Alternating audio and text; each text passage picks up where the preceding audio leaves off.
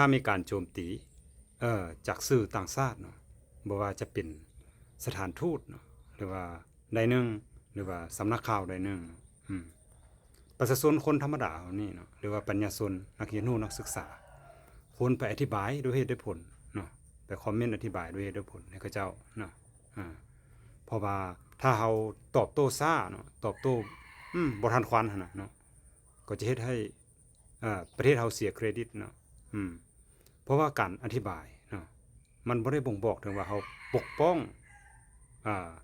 การบริหารหรือปกป้องการนำใดหนึ่งเนาะแต่มันบ่งบอกถึงลักษณะศาสตร์สูงนะเฮามาสังเกตเบิ่งผ่านมาเนาะอืม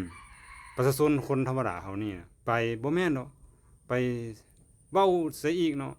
ไปตามน้ำเขาอีกเห็นบ่จังซั่นมันบ่ได้เนาะอันนี้มันบ่งบอกถึงเอ่อลักษณะศาสตร์เฮาต่ำหลายเนาะเจ้าไปสังเกตเบิ่งโดยเฉพาะแม่นคนจีนคนเวียดนามเนาะแต่ต้องบ่ได้เด้เนาะแต่ต้องบ่ได้เด็ดขาดเนาะถ้าว่ามีการเฮ็ดผิดจังซั่นจังซี่ประเทศมันก็มีคือมีแปรเนาะ